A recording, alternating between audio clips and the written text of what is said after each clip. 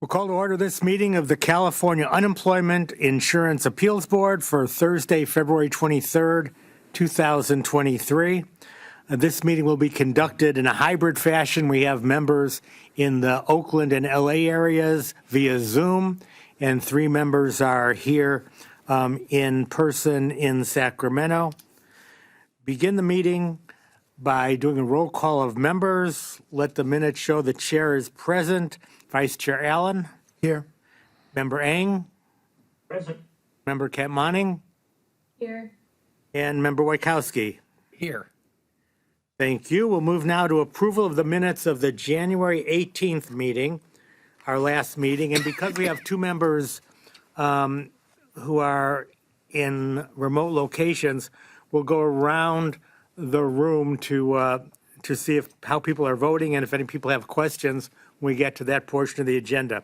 So first, as far as approval of the minutes goes, the chair votes aye for approval of minutes. Vice Chair, well, let's have a motion first. Right. I'll make a motion to accept the minutes. Okay, Vice Chair Allen moves to approve the minutes. The chair votes aye. Vice Chair Allen. Aye. Member Eng. Aye. Member Katmaning. Member Wojciechowski. Aye. Very good. Move on now to show the minutes being adopted from the January 18th meeting. We now move to item number 3, which is the chair's report. First item, I want to thank my colleagues on the board, the 4 board members with a little bit of help from me, but not much, resolved 1,575 cases since last meeting. That's a huge amount, and I always give this this information to members of the public who may be watching, because our board meetings are short, but it's important to understand that the vast majority of the work the board does is between the meetings, and they've done a lot of work this past month. In addition, our field office judges hear many thousands of cases during the course of a month, and staff for both field and appellate do a great job of putting things together. So that's the work we've done. Now I'm going to take a few moments, if I may, to give a little goodbye to everybody. This will be my last meeting. I've been on the board. Actually, I've chaired. This is the 74th meeting that I've chaired. I was first appointed to the board by Governor Brown in 2016.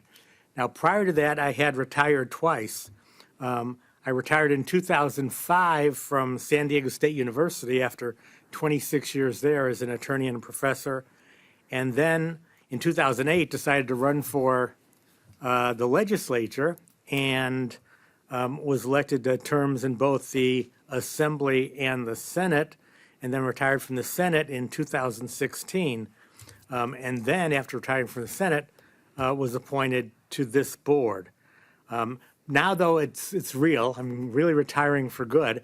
So there are a few things I know I want to do. So I want to become a full-time Instagram influencer.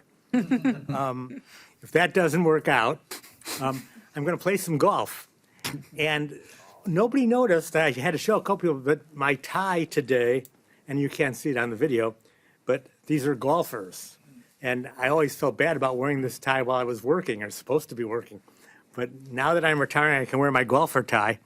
Also have a lot of plans with my wife to do some travel, watch some Padres and Aztecs, and maybe take up pickleball. So that's the kind of thing I'll be doing. Tomorrow I drive from San Diego to La Jolla, or from La Jolla rather, to Indian Wells. We have a home in the desert. Going to see. I was telling Mike I'll go to see an Eagles concert on Saturday night and play golf on Sunday. So it's a good start to the retirement. And I heard Kim talking last night at the dinner that we had about going to Italy, and my wife reminds me at the end of the summer we're going to Italy and Switzerland, so looking forward to doing that too. And that's what I'm going to be doing. Now I want to just thank some people, and basically it's everybody who's here and then some. First I want to thank Elena Gonzalez, who probably isn't watching, but she was the executive director when I came in, and she and Ralph Hilton really made my journey into CUIAB and beyond what it was. I mean, without the two of you, Ralph, and Ralph is here today, things would have been a mess. Things were kind of a mess, frankly. So thank you and Elena for that.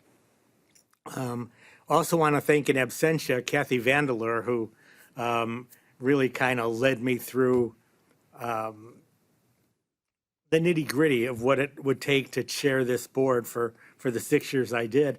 And the other person who's not here is Lori Kurosaka, who was on the leadership team and who did a great job of getting me oriented and onboarded. At that time, someone who is here actually trained me, and that was Becky Bach, who has moved into a different position we'll talk about later. But thank you, Becky, for the training. Also want to thank David Lanier. Dave was the labor secretary at the time, and he did a great job of supporting me and this office through those early days of my tenure on the board. Beyond the folks I've just mentioned and moving now to people, well, there are a couple more people who aren't here. One is Dan Reeves, who just left the board recently, and we saw Dan at dinner last night, and Dan was a very supportive board member, did a great job, and we'll miss Dan, especially when I look at Mr. Wojtkowski.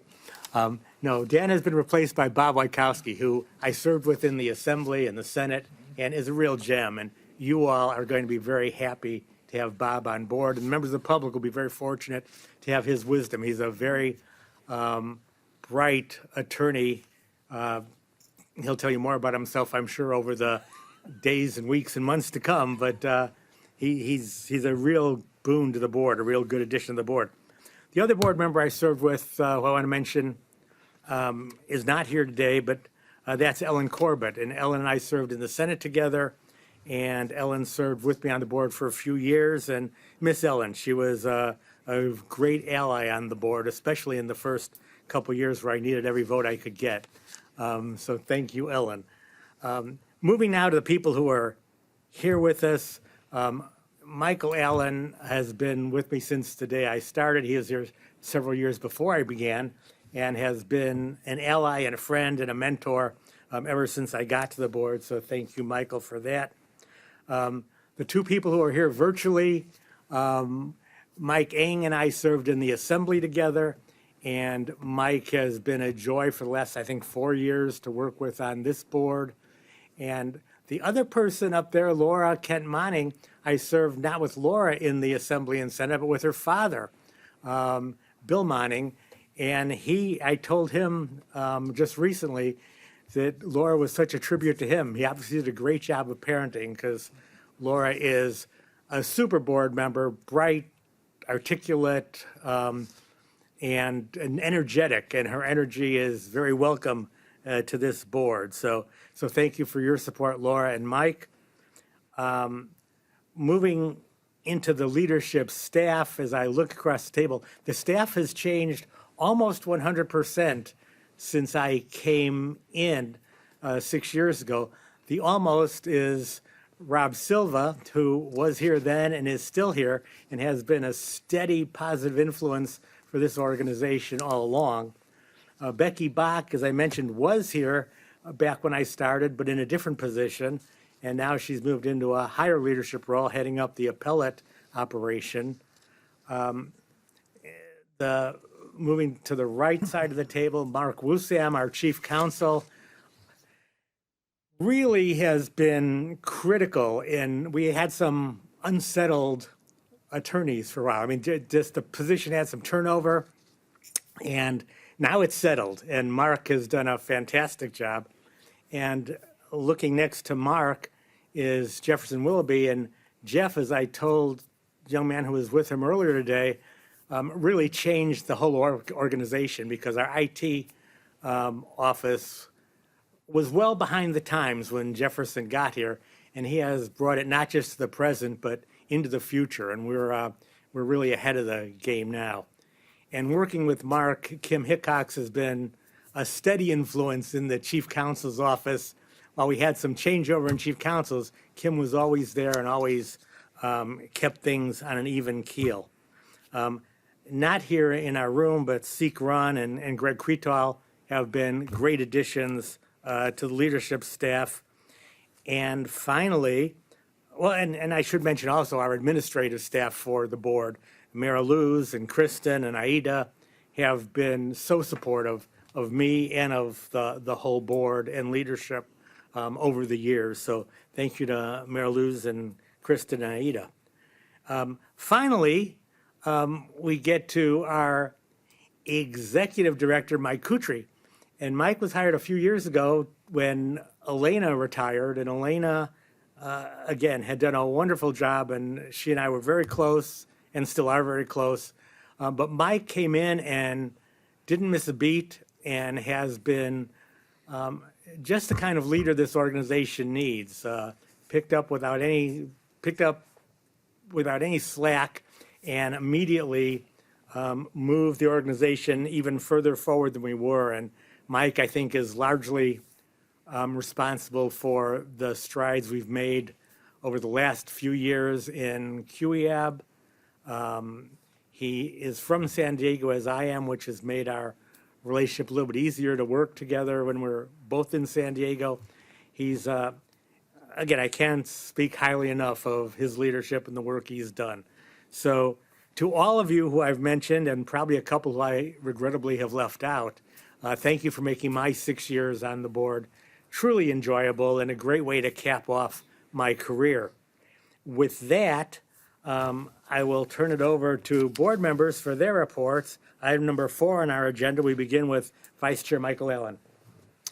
Yeah, I had the pleasure of serving with Marty both in the legislature and here, and just deeply appreciate his service to the people of California. And I would point out to Marty, not to be competitive, but I have retired 4 times unsuccessfully, and that I have great belief that Marty will fall forward into something wonderful in his future endeavors, whether it be work-related or fun-related, vacation-related, but basically a life well lived and with many more years hopefully to come in terms of doing things that he enjoys with the family. So the only other thing I have to say is that he will be missed, and we'll try to figure out what will now come forward into the future. We don't know that. And the other thing, and I always say this at every meeting, that at every level of the organization, I guess right now my comments are directed to the field offices for the moment, whether it be the support staff or the judges. We realize how hard your job is, and we so appreciate what you've been doing during the Great Recession, during the pandemic, during good times and bad, and also the management staff, the support staff here at the central office. I've mentioned this many times in the past. I'm very proud of this agency because if people were here and saw the dedication to trying to get the cases right, to try to do this work in a way that we serve the people of California best by really being attentive to what's before us, I think they'd be proud, and I've been proud of this agency. And part of that legacy is with this past chair and other chairs and past boards. But we have a tremendous history here. And I think that, at least during my time here, there's been steady improvement. And there's the old adage that if you're not improving, you're getting worse. And I see us constantly improving. And so I'll just conclude my comments with saying, Marty, thank you so much. And if there's anything that I can do for you in the future, house guest, wine country, whatever works for you. But you'll be missed, but most appreciated. Thank you, Michael. Thank you very much. We'll move now to Member Eng. Mike? Thank you, Vice Chair Allen, for those comments, and thank you for the last time, Marty. You have impeccable timing. You're chairing your last meeting on 2/23/23. Just make sure that we don't end at 2:30, okay? It's been a pleasure serving you 4 out of my 6 years in the state legislature. I remember you were a major advocate for community colleges, and having served as a trustee down here, we're the beneficiary of your legislation, beneficiary of your vision. I also know that you've always risen to the top. I think you were president of the San Diego Community College system, and also the president of the California County Boards of Education, if I'm not mistaken. And I've seen your legacy is very clear. You presided over CUIAB. If you think about the two major changes that I've experienced while on the board, one is the transition from pre-pandemic to pandemic to post-pandemic, and all of the challenges that we faced. And I think every board member knows what I'm talking about, and everyone in the room and everyone in our organization knows about what a huge challenge that was to learn and to be trained and to keep the output out there. Also, you're presiding over our transition to CAMS, which I think is very, very significant. And we could not be where we are today, obviously, without your leadership.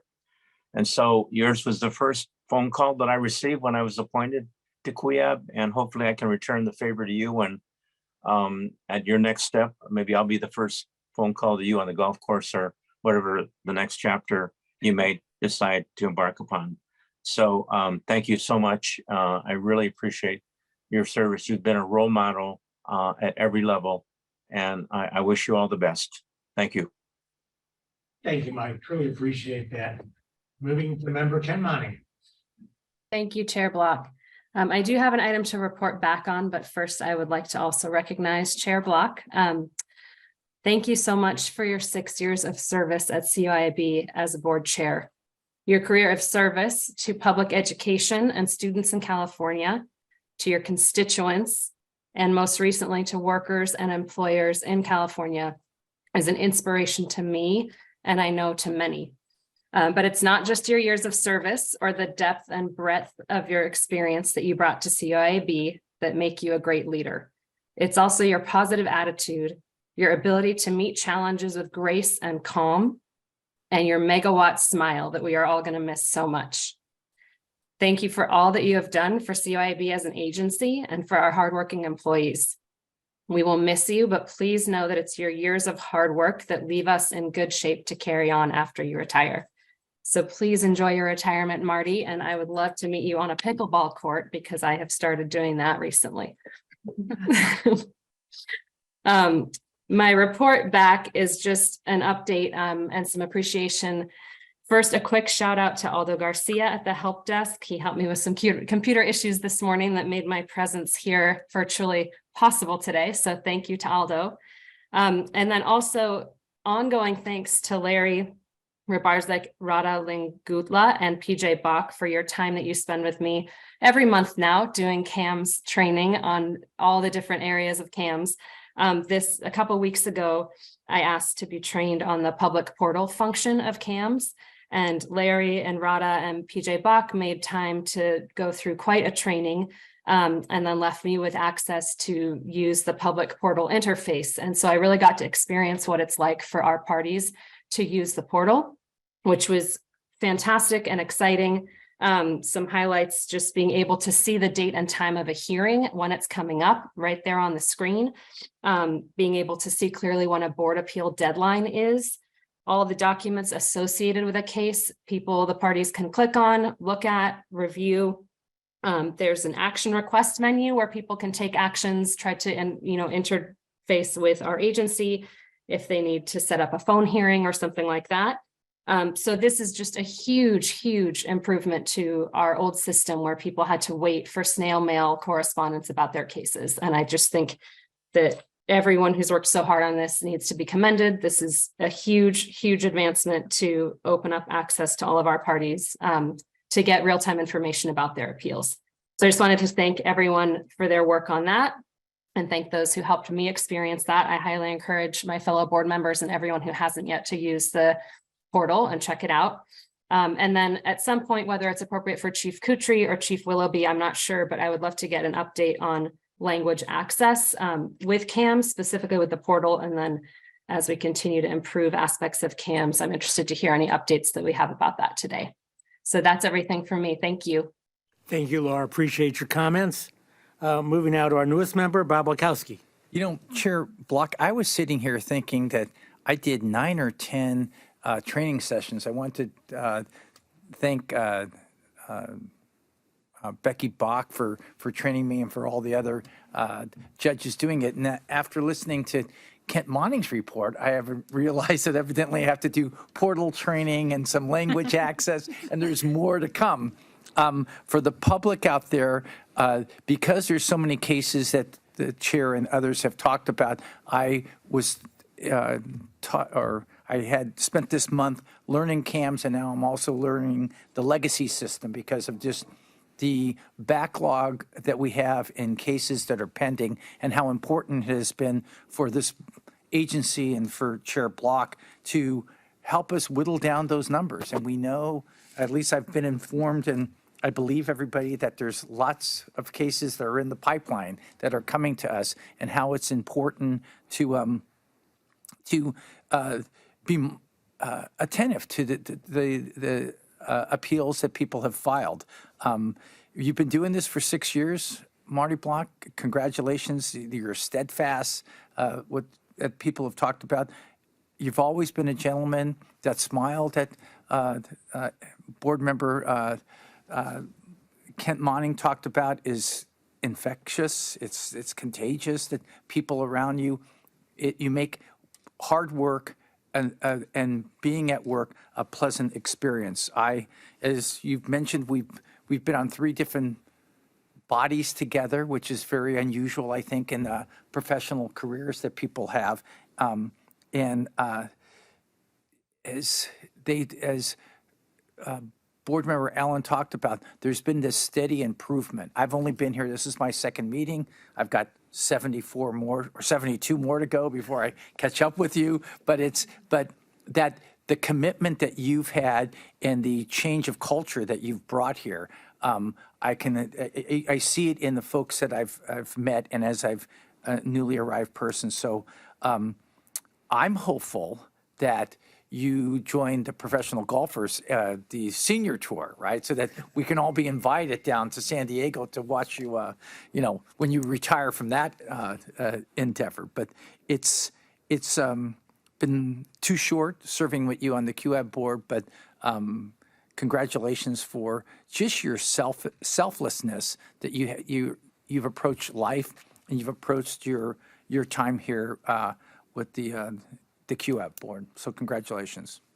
Thank you, Bob. And thanks to all of my board colleagues for the very, very kind comments. Appreciate that. Speaking of comments, we move now to item number 5, which is public comment. And I wonder if we have any members of the public who are waiting to speak. Block, I do have one public comment. Okay, in that case, let me go over briefly the ground rules for public comments. Members of the public have up to 5 minutes to make their comments. It's important to remember that these are comments, not dialogue. So the members of the public will just state what they wish to state. Board members will not have any interaction with them. There'll be no question and answer. If the member of the public would like a response from staff on a particular issue, we ask that that member of the public please use the contact phone number or email on today's agenda to follow up with their question, and a board or a staff member will get back to them in the future. So those are kind of the brief ground rules for public comment. First speaker has 5 minutes, and who is our first speaker? Mr. Richard Miller, please introduce yourself to the board and proceed with your comment. Mr. Miller, go ahead. Can you hear me? Yes. Thank you. As you know, you've heard me many times before. I understand you went to a seminar on how to deal with people that you can't stand. Hopefully it was beneficial. And Chair Block, I guess you won't have to deal with me anymore. I also was with the state of California as an administrative law judge for 6 years and have tried to come back to the state. But unfortunately, that's been denied. Like you, I came from the Midwest background and thought that the Heartland had instilled good values. I thought taking the oath of office as a lawyer and a judge would be looked upon with sincerity and followed with diligence. Through the years of leadership in as a politician prior to the board, I think you did a good job for the city of San Diego's constituents. I think I may have been one of them.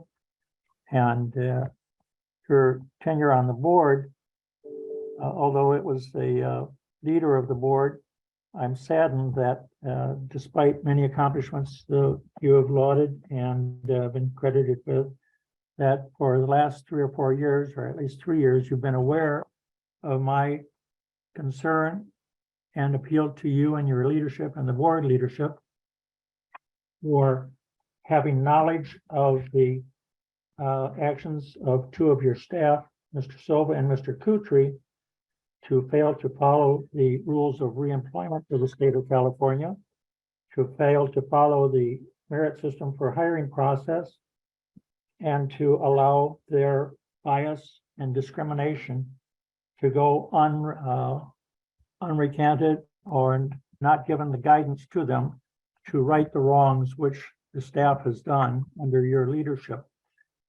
Although it may be singular, it's still a glaring spot in your otherwise reasonably great leadership for this board. I hope whoever comes in can take these things to heart and follow them, and that the leadership can look again at reinstilling the merit system and look back to see how the failure to follow reemployment as required has denied me a chance to once more return to the board, despite my otherwise sterling record. I invite each of the board members to examine themselves and their roles as they go forward, and I wish you good luck in your retirement. Thank you for your comments. We'll move on now to item number 6, which is report by Mike Kutry, our Chief ALJ and Executive Director. Mike. Good afternoon, Chair Block and board members. I would also like to start in my congratulations and my thanks to Chair Block for his 6 years of steady leadership for the CUIAB. We have been privileged to have you at our helm. Presiding judge when you came on, I met you in San Diego. Took this role on just after the COVID pandemic began. And your stability, wisdom, and leadership in many of those really tough decisions we had to make in 2020 really helped get CUIAB through the early part of the pandemic especially, and make sure that our highest level of service to the public was still being honored. We'll miss working with you very much. I will especially personally miss that, and wish you the very best in your next chapter. And I'm confident that we'll still be able to have a little fun and meet up in San Diego for a meal from time to time. Thank you for everything you've done for me and the agency. On to some field office updates, workload and timeliness. Mentioned the board's exemplary disposition rate since the last meeting. I'm happy to report that the field offices followed suit. We heard a record 28,000, reissued a record 28,000 decisions in January, an increase of over 2,000 cases the month before it. At the same time, incoming monthly appeals finally decreased again. We still compare against the last pre-pandemic month, March of 2020. And now we're down to a 36% increase over that month of March 2020, compared to 77% in December. So it's a marked decrease in the incoming workload. We know this to be the case that EDD is winding down its substantial deferred workload going all the way back to January of 2021. And as a result of that winding down, the incoming appeals are finally also going down. We met with EDD and the United States Department of Labor last week to gauge our progress from a national perspective. We confirmed with DOL our mission to resolve the oldest appeals first, which was congratulated. Though CUIAB's average case age climbed from 125 days in December to 135 days in January, it was well recognized that CUIAB remains significantly ahead of the national case average, which at last report was 237 days and climbing. All acknowledged that there is more to do to bring relief to those waiting for adjudication, for those waiting in the wings for their appeals, but we all believe we're in a strong position to make progress after a seemingly endless burden on the national unemployment insurance system. To that end, our plans to catch up continue. At the last meeting, I discussed additional ALJ recruitments to meet the appeal backlog and to best position the CUIAB for a possible 2023 economic downturn. That effort targeted those field offices that have been most impacted by attrition. In all, we are up to 23 new ALJs that have started working for the agency. We have several more in progress in this current recruitment, and additional recruitments for ALJs for the smallest of field offices are being prepared. The 15th ALJ training cohort since March of 2020 began on February 10th. That's led by the very capable supervising judge, Katrina Morrison. Those new judges have already started hearing cases in their field offices while their training continues. Cohorts 16 and 17 are coming into focus as the recruitments continue, and I'll update you at the next meeting because we should have some dates for those. The major lift since the last meeting, of course, was CAMS. As you know, we took a brief pause because our system capacity was being tested as new offices came online. Very excited to confirm that the CAMS project rollout will continue to San Diego between now and the next board meeting. This is only possible because of the significant efforts of our IT team led by CAO Willoughby. This is a huge milestone for us as we get ready to take on one of our biggest field offices and further test the capacity of the system, but we are confident that we're ready to do so. CAO Willoughby's team has worked tirelessly to make this happen. They gather, they meet, they work, and we repeat that process over and over until the solutions are reached, and that's exactly where we are now. We look forward to a very aggressive rollout so we can get all of our offices in CAMS and maximize the user experience for the public that we serve and the user experience for everyone from the board to our staff and ALJs so that we may most efficiently process our workload. Finally, against those backdrops, I would like to recognize our teams in admin, IT, executive, and training who've made it possible to stand up 15 training cohorts against the backdrop of a continuing COVID impact to our field operations and a once-in-a-generation push to modernize. Thank you for supporting our mission so capably. Without you, we wouldn't be nearly close to where we are now. So thank you, echoing Member Allen's comments to our field offices and staff. That concludes my report for this month, and I'm happy to answer any questions you may have. Thank you, Mike, for the kind words and for the very detailed report. Appreciate it.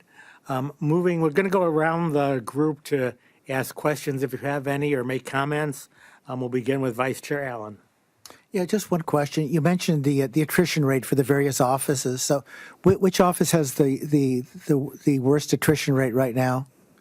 So it's different for staff and for ALJs. But, I'll overgeneralize, and Mr. Silva can correct me with some accurate numbers. Our Bay Area office was hit really hard by attrition, especially since 2020. And compounding that is we've had a really hard time recruiting to it as well. So that's one example. We've had difficulties backfilling in offices such as San Jose, Oxnard, and Fresno. And so, we've had different levels of success, staff versus judges in those jurisdictions, but those remain sort of slightly downsized offices, and we'd like to get them back up to where they're able to contribute to our backlog a little bit further. So those will be our next efforts. I know I asked you at a previous meeting that even if you try to do exit interviews, very few people really respond with any information. But would you say it's probably due to the fact that we had a pandemic and also the huge caseload that's causing the attrition? Because it's a heavy workload for folks. That is a common theme. We've asked our people to work as hard as they can for 3 years now. And so I think a lot of people have expressed upon their retirement primarily that they're just finished contributing. They also had personal impacts from the pandemic, and we're working hard to try to help us serve the public. And that's commonly what we hear when we face retirements. On the staff side, there are some geographic and salary impacts to living in the Bay Area and in the greater Los Angeles area, and nearly every area in California now. So working in state service it's been harder to recruit people to new state service. And I think, actually I know that is a statewide phenomenon that we're encountering. So different levels of reason at different levels of the agency, but those are very common reasons that we hear. Thank you for your information. Thank you. Thank you, Michael. Moving now to Member Eng. Yes, thank you, Chair Block, and Chief Kutcher, again, a continuing thank you for making yourself available between meetings for updates and inquiries as I have been wont to take advantage of. And also appreciate your visits to the various offices throughout the state, especially during the critical rollout of CAMs.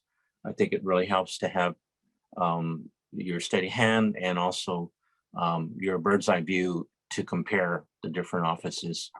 I wanted to just ask one question, which is that I remember last meeting, I asked about the projection to the day when we'll have an all CAMs format for our panels, the public. And is that still projected to be, I believe it was summer, early fall of this year? Is that what I heard last month? I will be pushing our rollout teams to get there by early fall. If things progress as they are now and the coast is clear, I do think we'll get there by early fall. We had originally projected midsummer. So that slight delay was necessary to sort of reevaluate our capacity, but I think we're on track, and I have and will be pushing our rollout teams to accelerate that process as fast as they can. Okay, thank you. Thank you, Mike. Member Ken Monning. Thank you, Chair Block. I just wanted to express my thanks, as you did, Chief Kutry, to the whole IT team and everyone who spent so much time troubleshooting the capacity issues. The fact that San Diego is going to be trained and up and running within the next month is huge. So I really just want to thank everybody for that. And it's nice to see that step being able to move forward. So thank you. Thank you, Member Wankowski. I'm just without words at this technological juggernaut that's occurring here at the CUIAB with the camps rollout, and I look forward to just watching from the sidelines. It comes to fruition in early fall. We need to make sure the minutes note that Member Wankowski was without words. Voted her off. Thank you all. Thank you, Mike. Moving on now to item number 7 on our agenda, report by our supervising ALJ for appellate operation, presiding judge, Becky Bach. Good afternoon. I have a short but positive report, which is regarding the numbers for the board at the appellate operations level. Just to quickly go over the guidelines, in order to meet the Department of Labor guidelines, we're to close 50% of our cases within 45 days. And for the month of January, we're able to close 47.7, which this, with everything going on, is pretty amazing. Raising our year to date to over 40.6, very proud there. And then also we are to close 80% of our cases within 75 days to meet the DOL guidelines. And for the month of January, we whomped that number with an 88.9 and we're at 92.1 for the year. So also really proud of that number. Our case aging, our goal for case aging is 40 days or less, and we're at the end of January at 41.6.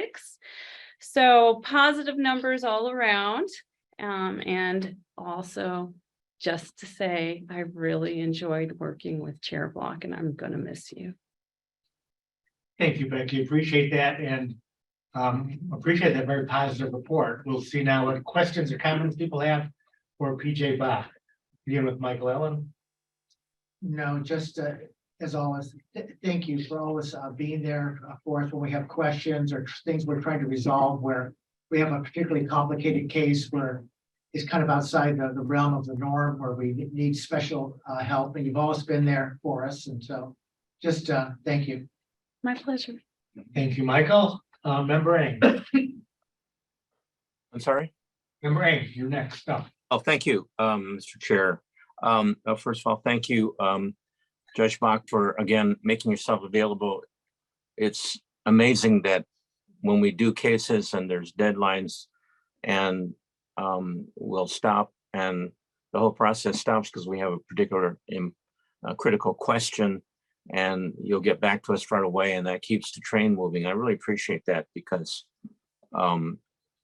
it makes sure that I can remember the same case that I worked on with the question I asked. I just have one question, which is, I noticed that originally there appeared to be one appellate operations ALJ working on the CAMS cases, and again, kudos to her. I've noticed another one, and maybe there have been more. And so my question is this: can you give an estimate as to when all of the AOs will be taking CAMS cases, Yeah, so or what it is right now, what percentage or numbers it is, and what the timeline is to walk them all in there, or is this too premature to ask?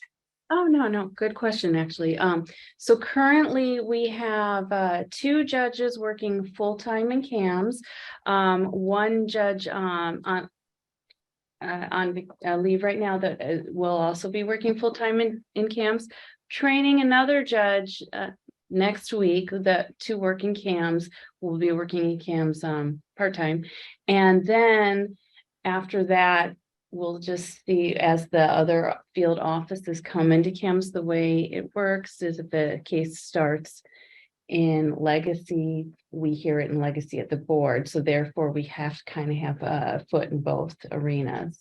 So we're trying to even it out. Yeah. Well, I just want to express my appreciation to those AOs that are getting onto CAMS. I'm not sure if they are doing legacy cases at the same time or not, but I know that whatever challenges that I have had, I'm sure they have corollary challenges and even more, because they're responsible for a different type and different types of deadlines. So just want to give a shout out to them and look forward to the day when then all of them will be enjoying the wonderful delicacy of going through CAMS as I have, the members have. I don't say that facetiously, I just say that so that we'll all be on the same page. Thank you. Thank you. Thank you, Mike. Member Kamani. Thank you, Chair Block. I just want to add my appreciation, PJ Bach. We all know that your substantive support for us board members is impressive and quick, and you can always help us with the case questions and law that we have. But I've seen some great glimpses of your management and leadership in the last couple months, and you are navigating our DOL guidelines with 2 different case management systems, the new one, the legacy one, with a lot of staff, AO, people getting trained. It's a lot, and you're doing such a great job, and I really appreciate it. So thank you for all that you're doing to keep us on track. Well, thank you. Thank you, Laura. Member Wachowski. No, I appreciate your attention and your patience. I just got my first LAGS case, and I was so excited about it to explain that I understood how the time periods worked, and you were very patient listening to me and acted like you shared that excitement. So Oh, I look do, forward to working with you. Thank you, Bob. And thank you, Becky, for your report. Moving on now to item number 8 on our agenda, which is a report by Jeff Wilby, our Chief Information Officer. Jeff? Good afternoon, Chair Block and members of the board. Chair Block, I want to thank you. You've been cheerful and steadfast in your support of IT, of our CAMS project as a whole, and of all of the business partners that we have who have been working on this through the course of now, a couple of years, more than a couple of years. So I truly appreciate your support throughout this. And as you can see, we're starting to unfold this thing out to more and more people. And I think that it's going to be a good thing. As you know, we've been grappling with 2 significant technology hurdles over the past several months, and in scheduling of hearings and in our document generation that we send out to the public. I'm pleased to report, as Director Kutry mentioned, that we now stand ready to support the rollout of San Diego and have started the migration of case data, which is the first thing that needs to get done so that CAMS cases can eventually be heard. So we're moving cases for San Diego into CAMS as we speak. Staff training is slated to begin next week. After that, we'll complete staff training, in about 3 weeks. After that, we will do ALJ training. The improvements allowing us to continue our rollout are creative, and I have to give shout outs to the IT staff who are actually doing this work. They are extraordinarily creative and really a testament to the department. The great problem-solving skills in that. However, we've found a way, I think, to augment that talent with some talent from the Department of Technology. So we're going to team up with the Department of Technology to take a broader look at sort of what went wrong and what the root causes of our major issues have been. And give us an idea of what the best practices as they're applied to the system that we have can be applied if they're not already. So we want to do that to make sure that we stabilize this for the long term. We know that the solutions we have in place will get us through the immediate future, but we want to make it rock solid for many years to come. So we anticipate we're going to be able to draw from that pool of expertise to make the system more robust, improve existing functionality, including expanded language access, and add critical elements that our previous vendor left incomplete or of poor quality. So I would like to thank the board as a whole for your continued support as we work through these hurdles and reiterate yet again that I think that this solution, when we get to the end of this phase of it, is going to serve this organization for many years to come. My report for this month. Thank you, Jefferson. Appreciate the report. Moving on to questions or comments for CIO Willoughby. Begin with Vice Chair Allen. Yes. Just want to thank you for all your good work and for every time I ever have a problem with IT. Your staff is always very accommodating and right there for us. I would just note that, all of us sitting up in this dais here today we're members of the legislature. And we, by nature, having served in the legislature, we're a bit skeptical of IT projects and the checkered history with the state of California.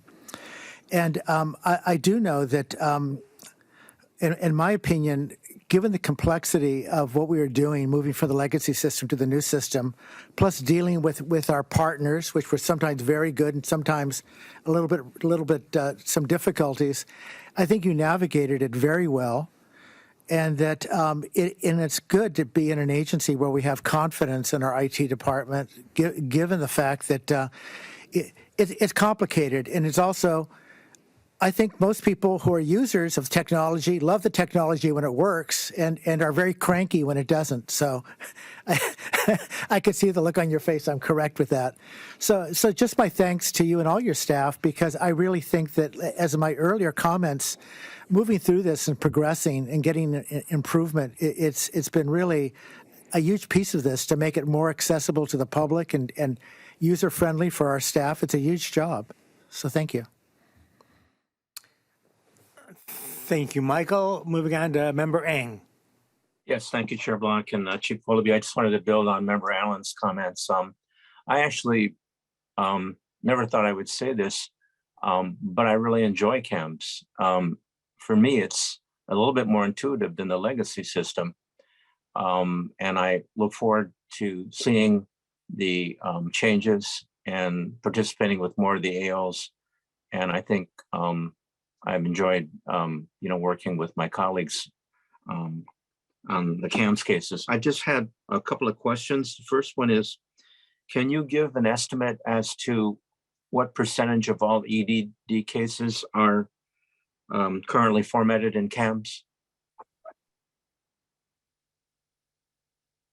Immediately, I could not, but I could certainly find that out for you. What would you estimate? Because I mean, looking at our case offices that are relatively small, 30%, 30% might be in CAMS. What about the percentage given to board members? I noticed that it doesn't seem to be a one-to-one correlation. It still seems, and this is just maybe for my panel, seems to be maybe 75% legacy and 25% CAMS. Does it sound about right? That's almost the direct split of the offices, right? We have 1/3 of the offices in CAMS and 2/3 yet to come. Okay. It's fairly close. Okay. That was just my personal assumption. And then secondly, I don't know if there is a survey portal or a complaint portal or a comment portal, but from what you've heard from the public, what have been some of the comments that we may not have heard of yet? So what we have is largely anecdotal at this point, but we are establishing a survey instrument to gather that feedback on the My Appeal page. And that should be done here in a week or less, I would imagine.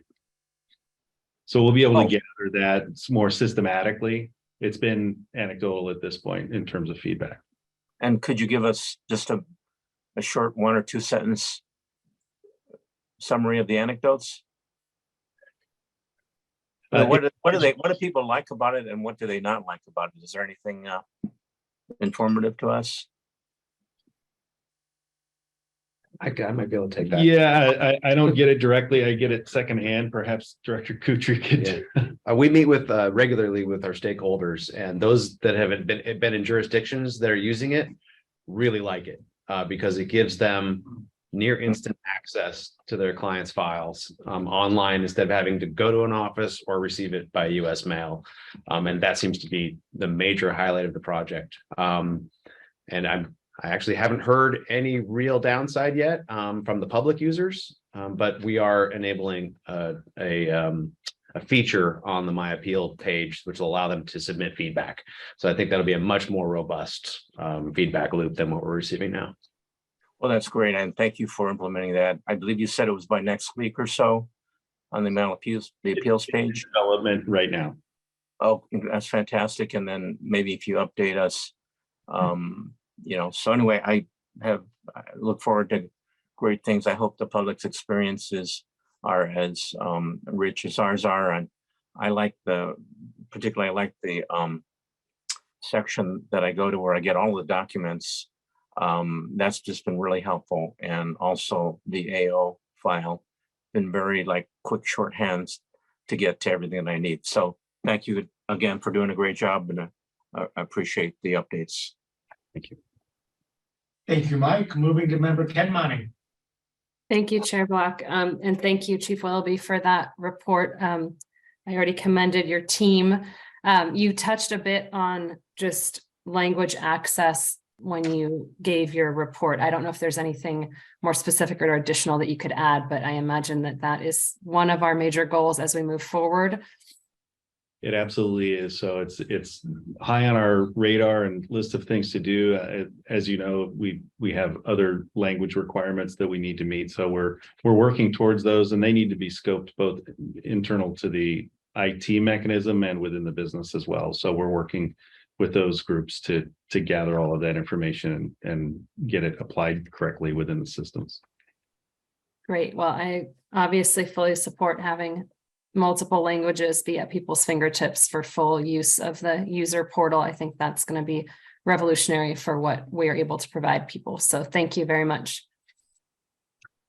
Thank you, Laura. I'll move to member Wojtkowski. I have no technology questions at this time. Thank you, Bob. Okay, we move on now to item number 9 on our agenda, which is a report by our Chief Administrative Services Officer, Rob Silva. Rob? Thank you. Good afternoon, Chair Block and board members. I will echo what others have said about your time here. When you came to us, it was during an interesting time, and Vice Chair Allen will remember this all too well. We had just come out of a 3-year period of some workforce reductions, excuse me. And our workload continued to wane, as did our budget allocations during your early time here, post-Great Recession. To provide an additional snapshot, during your first 3 years as chair, we hired 40 employees in that 3-year period. However, your leadership during that period was very important because you helped spearhead some of the streamlining and looking at some of our workflow, particularly in appellate operations and field operations, to really adjudicate our cases in a faster way, preparing for the eventual pendulum swing when the workload would come back to us. And as we all know, that came back to us in a severe way with the international pandemic. The changes and impact to us was quick and severe, And thank goodness you spearheaded all of that streamlining during that period to help us through the quick changes that we had to do once the pandemic took force. And in contrast to the preceding 3 years I mentioned, we have hired 255 employees in your last 3 years here. So again, we've been fortunate enough to have you lead us through this period with a seemingly constant change to how we have to serve the public. So I, on behalf of Administrative Services, want to thank you for your leadership and support here at CUIAB. You will be greatly missed. Having said that, I am also somewhat looking forward to your period as an Instagram influencer. So kind of can't wait for that. I'm going to keep my ear to the track. I have a couple of quick updates here. One, echoing some things that Chief Kutry had already reported on, and that since our last board meeting, we had 6 new administrative law judges complete their initial training cohorts on January 26th. We have an additional 5 ALJs in the current cohort, which is scheduled to end March 2nd. We have 6 more names pending approval, and once that occurs, this would effectively complete the current statewide ALJ recruitment with a total of 29 hired. We've done statewide ALJ recruitment since the onset of the pandemic, so for almost 3 years, and it's resulted, as he kind of stated, in somewhat of a geographic imbalance with administrative law judges. So at the conclusion of this recruitment, we're going to engage in some geographically targeted administrative law judge recruitments for our Sacramento, Bay Area, San Jose, Oxnard, and Fresno offices of appeals. That should result in an additional 14 new judges hired. Unfortunately, since the last board meeting, support staff hiring was a little stale. We've only had 3 hires in field operations in the last 4 weeks, and we currently have 19 others pending. COVID-19 update. In the 4 weeks since the last board meeting, we have had 9 employees test positive for COVID-19. That's down slightly from the 12 reported between the last board meeting and 15 reported at the previous meeting. In the last, 4 months, we've gone from averaging 3 cases a week to 2 1/4. So it's decreasing at a slow rate. Maybe as we come out of the winter months, we may see that trend change in a good way, hopefully. I do want to report that on February 3rd, Cal OSHA's non-emergency COVID prevention regulations went into effect. There aren't many changes with the requirements for us. We still have to provide the written notification to employees when there's an infected person within the workplace. We still have to make testing available for close contact employees. And we also have to exclude employees from the workplace that have tested positive until they're through the infection period. And there have been no changes to the definition of that infectious period with these non-emergency regulations. One fairly significant change is the definition of close contact. Close contact used to be defined as being within 6 feet of an individual, an infected individual, for a cumulative total of 15 minutes during their infectious period. So it's now been changed that close contact for indoor air spaces of 400,000 cubic feet or fewer, which would apply to our facilities, is now defined as simply sharing the same indoor space with an infected person for a cumulative total of 15 minutes or more. Because that essentially means that everyone in one of our offices could be considered a close contact in the event that someone is in the office during the infectious period. We've changed our notifications to employees to explain that issue, but also to let them know that COVID-19 testing is available on state time and free of charge for those people in that kind of wider, that broadened definition of a close contact. And that is all I had to report today. I'm happy to take any questions.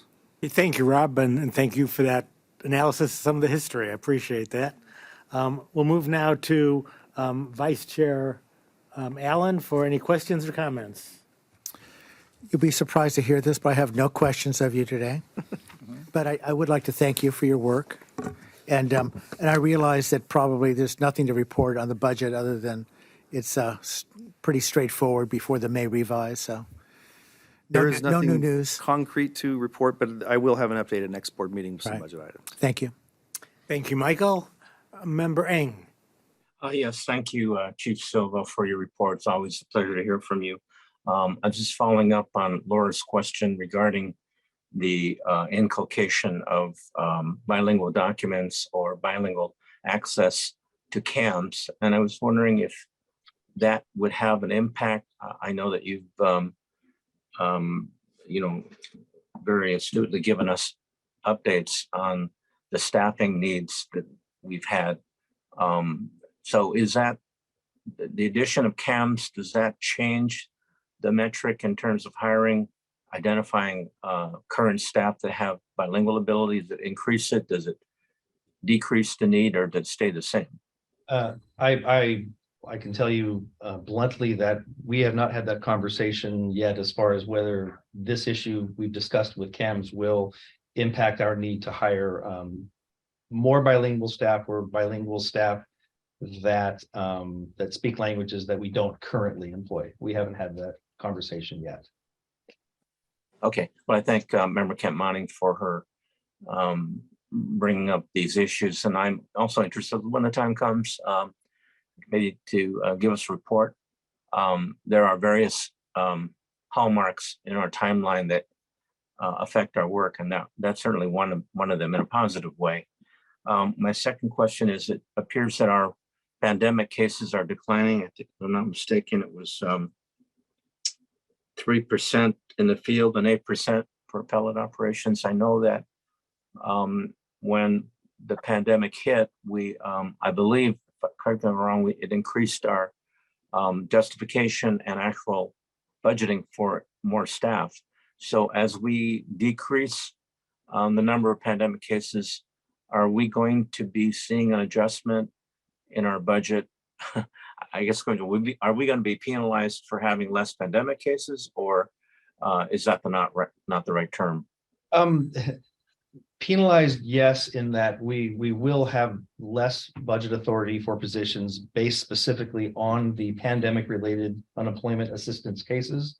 But because there's such a high workload of regular unemployment, for lack of a better descriptor, there won't be any large cuts to our budget because of the balance of the regular UI cases. And does the implementation of CAMS then therefore give us more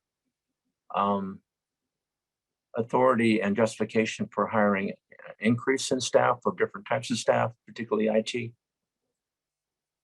Well, with regard to general staffing, it would be workload driven, whether that workload is done in legacy or CAMS. I couldn't responsibly now speak to how that would change the makeup of the information technology division. Jefferson may be able to, Chief Willoughby, but I wouldn't know how what's happening now would impact the staffing for IT department. Okay, so but as far as you know, there's been no significant changes in the budgeting process from the governor's office from last month to this month. Correct. We're waiting for the May revise, I take it. Yeah. And preliminary looks, look as if we're not going to have a severe impact, if any impact at all, for the 2023-24 state fiscal year. Okay, well, that's good to hear. Thank you. Thank you, Chief Silva. No further questions, Mr. Chair. Thank you, Mike. Member Kent Monning. Thank you, Chair Block, and thank you, Member Eng, for your helpful questions. I just wanted to thank you, Chief Silva. Your breakdown of hiring over Marty's tenure also speaks to your role and your team and how much you all have been doing in the last 3 years, overseeing 255 new hires. So I just wanted to commend you and your team. That is a huge percentage increase that I don't think I had seen that breakdown before. So I just wanted to thank you all for the hard work you're doing to make sure that our agency can keep up with the staffing that we need. So thank you. Thank you, Laura. Member Wachowski. I have no administrative services questions at this time. Thank you, Bob. Okay, that concludes the 9 items on our agenda. I'll turn to Chief Counsel Mark Wusam. Do we have any closed session items? Thank you, Chair Block. I had considered setting a short 4-hour closed session so we could spend a little more time working with you. Chief Kutry advised that I should reconsider that, and that type of punishment for my litigation presentations may not be appreciated by the rest of the board. So in lieu of that, let me just echo the comments from everybody else that it's been such a pleasure working with you. I'm so grateful for the opportunity to have worked with you during the short time. It feels like almost a master class that I've attended in leadership and grace. And so you've been inspirational professionally and personally. And Well, thank you so much, Mark, and those comments reflect back on you very much. So want to thank everybody for everything. And with that, we've concluded our open session agenda. We have no closed session, so this meeting is hereby adjourned.